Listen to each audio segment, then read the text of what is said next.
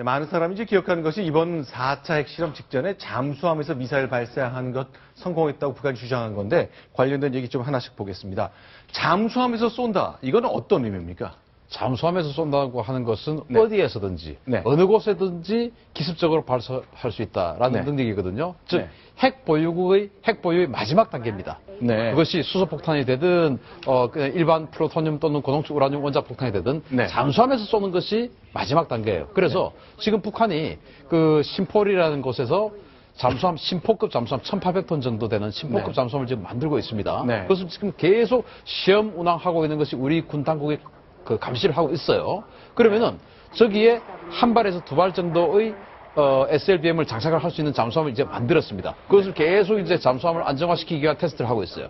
네. 그리고 지금 뭐 오늘 아침에도 네. 이 핵실험 이전에 국방부가 발표를 했습니다만은 네, 네. 북한이 지난달에도 네. 지지난달에도 네. 사출 실험을 탄도미사일 사출 실험을 계속 하고 있다. 네. 그러나 그 성공 여부는 확인할 수 없다라고 네. 했듯이 네. 잠수함 발사 탄도미사일을 실험을 계속하고 있습니다. 자, 그리고 오늘 핵실험을 했어요. 그러면 이 세 가지가 네. 어느 꼭지점에서 만나면 네. 바로 삼각형의 도해가 이루어지고 그것이 바로 잠수함 발사 탄도미사일의 완성입니다. 네. 그래서 그것을 하나의 목표를 가지고 한 2년 정도 앞으로 미래를 바라보고 계속 동일한 목표를 향해서 서로가 세 네. 군데에서 달려가고 있는 것이다. 그렇게 볼 수 있죠. 제가 좀 하나 추가 드리겠습니다. 원래 잠수함 발사 탄도미사일은 세컨 스트라이크 제2격이라고 그럽니다. 미국에서. 네. 미국과 소련이 핵전쟁을 벌여갖고 서로 미사일을 쏴서 다 죽어버리면 네. 먼저 맞은 나라는 다 죽어버리겠죠. 네. 그럴 때 물속에 살아있는 잠수함이 쏴서 30분 후에 상대를 공멸 시킨다. 네. 따라서 밸런스 오브 호러라고 그러죠. 공포의 균형을 잡아갖고 냉전을 가는 거거든요. 네. 지금 SLBM을 만드는 거는 미국이 먼저 공격해서 북한을 초토화시켰을 때 네. 북한은 초토화되더라도 얼마 후에 잠수함에서 원자폭탄, 핵폭탄을 쏴서 미국을 잡겠다. 그런 개념입니다. 네. 자, 그런데 이제 아마 기억하실 겁니다. 4차례 핵실험을요, 돌이켜보면 핵실험 전후에 꼭 뭔가 미사일을 쐈어요. 그게 위협적이라는 거죠.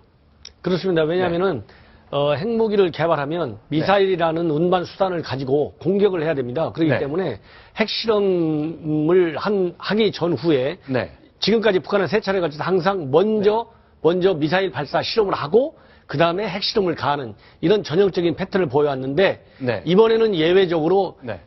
장거리 미사일 발사 실험 없이 바로 핵실험을 했다. 네. 이것이 이제 하나의 변화된 양상이다 이렇게 봅니다. 자, 그러니까 핵실험 직전에 뭐 한 2달 전에 또는 석 달 전에 그 장거리 미사일이나 미사일 발사 실험을 함으로써 우리가 핵무기만 갖고 있는 것이 아니라 이렇게 멀리 보내서 너희들을 공격할 수 있는 수단, 운송 수단도 갖고 있다는 걸 늘 입증했잖아요. 그런데 그것이 저는 그것이 우리가 간과하고 있는 것이 네. 지난 5월 달에 첫 번째 사출 실험을 하면서 김정은까지 동원해서 사진을 다 공개하고 동영상 공개했지 않습니까? 아, 잠시 방금 전에 봤던 그 김정일 그렇죠. 바다 위에서 웃는 네, 그렇죠. 저 장면이요. 그리고 지난 12월 말 우리 군 당국이 네. 불과 오늘 네. 발표했습니다. 네. 사출 실험 지금 SLBM 사출 실험 계속하고 있다. 네. 이것이 우리가 지금 저 화면이죠. 저걸 바로 5월 달에 북한이 공개를 한 겁니다. 네. 그러면은 북한은 지금 대륙간 탄도미사일은 은하 3호 발사를 통해서 이미 능력을 보여줬어요. 네. 그러면 그보다 더 진보한 미사일은 뭐냐? 바로 SLBM입니다. 그냥 대륙간 탄도미사일은 지금 뭐 사드다 이런 걸 가지고 다 막을 수 있다라고 지금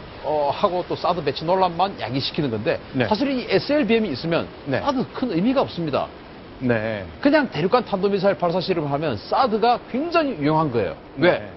북쪽에서 어차피 미사일이 날아올 거니까 사드는 네. 북쪽 120도 각도만 보는 것이거든요. 네. 그쪽으로만 발사할 수 있는 것이니까 그럼 네. 사드 갖다 놓으면 막을 수 있어요. 그런데 SLBM은 동해에서 날아올지 남해에서 날아올지 모릅니다.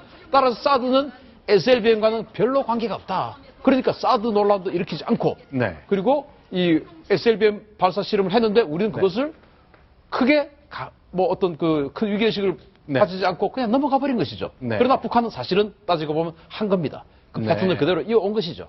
그러니까 바꿔 말하면 저 12월 말, 작년 5월도 그렇지만 잠수함에서 미사일 쏘는 거 계속 실험했다는 것이 어쩌면 곧 핵실험하고 세트를 묶어서 또 이번에 할 수 있겠다라고 예상할 수 있는 징후가 됐었던 거네요. 그렇습니다. 제가 보기에는 네. 이제 당시 이제 8.25 합의에 의해서 남북 네. 당국 간 회담을 성공적으로 추진해야 된다는 네. 어떤 정책적인 필요에 의해서 우리 정부가 그런 SLBM 사출 시험 관련 첩보를 가지고 있음에도 불구하고 네. 국민들한테 공개를 안 한 것이죠. 네. 그러다가 이제 38 노스가 공개를 하니까 네. 추후 확인을 해줬는데 이 남북 당국 간 대화가 굉장히 중요한 것만은 맞습니다만은 네. 북한의 저러한 철저한 도발 행위에 대해서는 국민과 실시간으로 공유를 하는 것이 실시간으로 공유하려면 최소한도 하루 이내에는 공유를 하는 것이 북한의 정확한 도발 실상을 이해하고 네. 왜냐하면 안보 정책에서 가장 중요한 것은 국민의 동의와 국민의 지지입니다. 네. 그래야 외교적인 협상에도 네. 어느 상대 국가가 됐든 성공할 수 있는 가능성이 더 높아져요. 네. 그렇기 때문에 앞으로는 저런 사출 시험이 당국 간 대화의 노력에 설령 장애가 될 우려가 있다 하더라도 네. 결국은 다른 나라의 그런 상업 위성에 의해서 다 공개되기 때문에 네. 국민들과 정보를 공유해야 됐다. 네. 이런 걸 강조하고 싶습니다. 자, 이제 점점 더 기억하게 되는데, 이제 2012년 4월이니까 벌써 4년 다 됐는데요. 북한이 헌법을 개정하면서 아예 헌법에 딱 집어넣었잖아요.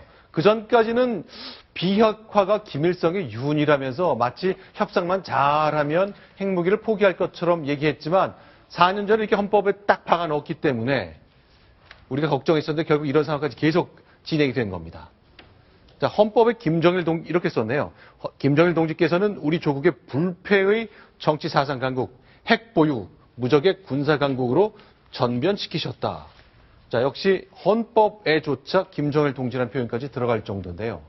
그러니까 이제 김정은이가 네. 헌법에 저렇게 이제 핵 경제 병진 노선을 명기한 사람이 김정은이거든요. 네. 그럼 지금 5년 차가 됐지 않습니까? 그렇기 때문에 김정은이는 헌법에 명시한 핵 경제 병진 노선을 이제 완성을 시켰다. 네. 수소폭탄까지 성공적으로 실험을 함으로써 네. 이거를 북한 주민과 국제사회에 공개를 해서 과시를 해가지고 김정은 체제가 이제 안정됐다. 명실상부한 김정은이의 나라가 됐다고 하는 것을 이제 대내외에 과시하는 그런 선언적 의미를 이번 실험을 통해서 확보하고 싶다. 이런 거를 나타내 주는 겁니다. 자, 4차례 핵실험이 있었는데요. 첫째, 두 번째는 플루토늄 핵이라는 걸 알았는데 좀 궁금한 것이 세 번째 핵은 이게 우라늄을 터뜨린 것인지 플루토늄을 터뜨린 것인지 우리 정부에서 명확하게 설명이 없더라고요. 우리가 몰라서 안 하는 건가요? 아니면 어렵습니다. 보완이 필요한 건가요? 아니, 좀 어려울 겁니다. 네. 이번에도 보게 되면은 저거 지하 실험이기 때문에 네. 별로 나오는 방사능 물질이 많지 않거든요. 네. 그래서 저걸 채집을 하려면은 WC-135라고 하는 미국의 첩보기가 뜹니다. 그래서 네. 대기 중에 있는 그 원소들을 잡아가지고 분석을 네. 하는데 수소폭탄하고 원자폭탄하고 차이점이 거의 없어요. 네. 왜냐하면 수소폭탄이 터지면 방사능 물질은 그렇게 많이 안 나오고 중성자 빛이 많이 나올 겁니다. 네. 근데 그 안에서 원폭이 터지거든요. 그래서 거의 같은 건데 그래서 지금 이번에 떠서 추적을 했고 지난번에 후쿠시마 때도 그 비행기가 떴는데 네. 뭘 얼마나 잡아낼지 아마 그거를 좀 판단이 좀 어려울 겁니다. 자, 그런데 저 궁금한 것 중에 하나가 북한이 오늘 했던 그 성명 중에 하나가 자, 우리가 수소탄으로 실험을 했는데 생태계엔 아무런 영향이 없다는 얘기를 네, 했거든요. 네. 이정우 차장. 이게 어떤 의미에서 한 얘기죠? 저도 굉장히 그거를 유심히 봤습니다. 이런 거를 밝힌 거는 조금 이례적이라고 보이는데 네. 보면 여기 보시다시피 이제 생태 환경에 그 어떤 부정적 영향도 주지 않았다는 것이 확인되었다. 네. 그러니까 이게 이제 남한 동포들의 건강을 생각하는 거였으면 정말 좋겠습니다만 그럴 리는 없고 네. 아마도 그 중국 누리꾼들, 그러니까 일단 중국의 반응을 좀 의식한 게 아닌가 싶은 생각이 듭니다. 왜냐하면 그 3차 핵실험이 끝났을 때도 그 방사능 때문에 우리 다 죽게 생겼다면서 중국의 여론이 굉장히 안 좋아졌던 적이 있었는데 네. 그런 거를 좀 의식했던 게 아닌가. 그리고 네. 일본 같은 이제 주변국들도 조금 의식을 했을 거고요. 네. 근데 어쨌든 우리 기상청에 따르면 네. 바람은 지금 동쪽으로 불고 있고 일본 네. 열도에는 영향을 미치겠으나 우리에게는 방사선과 관련된 영향은 거의 없는 것으로 지금 나오고 있습니다. 네, 이제 중국을 염두에 둔 것이다. 그렇죠. 그리고 네. 지금 뭐 여러 가지 핵실험 또 핵포탄을 발사하는 그 화면까지 나오는데 네. 일단 그 핵 실험을 하게 되면 네. 아까 이제 이정훈 부장께서 말씀을 하셨지만 네. 이 WC-135라는 정찰기가 와서 네. 채집을 합니다. 네. 채집을 하는데 거기에서 제논이라는 물질이 나오면 그거는 우라늄탄이에요. 아, 그러니까 하늘에 떠 있는 공기를 그렇죠. 해봤더니 네. 평상시에는 절대 없던 공기 중에 있을 수 없는 물질이 자연상에서는 있다는 없는 거죠. 제논이라는 물질이 채집이 되면 우라늄으로 만드는 원자폭탄이고 네. 또 크리톤이라는 물질이 채집이 되면 플루토늄으로 만든 거예요. 네. 그런데 3차 핵실험 때는 1, 2차 때는 크리톤이 톤이 채집이 채취가 된 겁니다. 됐는데 근데- 잠깐만요. 그게 조금 오해가 있을 수 있는데 이미 지구상에서 많은 핵실험을 해가지고 떠들고 있거든요. 이게 농도가 올라지면 농도가, 네. 있는 네. 거고 적으면 없는 거. 그런데 3차 핵실험 때는 발견을 못한 겁니다. 아하. 그런데 지금 이제 우리가 북한의 저 핵실험이 지진파가 4.8이다 또는 뭐 4.9다 이런 걸 가지고 지금 위력을 평가를 하는데 네. 이것은 전형적으로 미국이 만들어 놓은 어떤 표에 의해서 하는 거예요. 네. 그런데 미국이 만들어 놓은 표는 지하 한 600m 정도에서 핵실험을 하는 것을 기준으로 만든 겁니다. 아, 그런데 예. 지금 북한의 저 풍계리 뭐 제가 들어가 보진 않았습니다. 여러 가지 자료에 의해서 네. 평가는 지하 한 2km 이하에 있을 것이다. 지하 2,000m요. 그렇죠. 네. 그러니까 진앙지가 폭심이 네.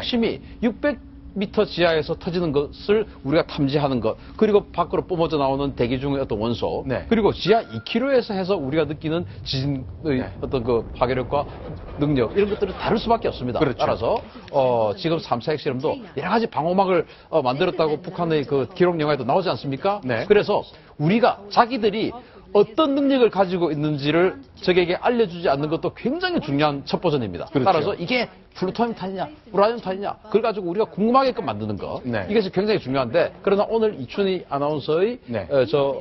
아나운서의 그 이야기를 들어보면 네. 소형화된 수소폭탄이라고 했거든요. 네. 그래서 소형화되려면 탄도가 작아야 됩니다. 네. 그런데 플루토늄 탄이 임계 질량 효율이 좀 좋습니다. 네. 그래서 아마도 플루토늄 탄두를 가지고 수소폭탄 실험을 한 것은 아닌가라고 조심스럽게 유추를 해봅니다. 알겠습니다. 자, 그러면 문제는 이제 중국과 북한과 대한민국 간의 문제만이 아니죠. 왜냐하면 미국, 중국 등 주변 강대국들이 이 상황을 예의주시하고 과연 어떤 파장이 미칠지 따져보고 있기 때문이죠. 지금부터는 그 주변 국가의 관계에 대한 얘기를 좀 나눠보겠습니다. 순위 확인하겠습니다.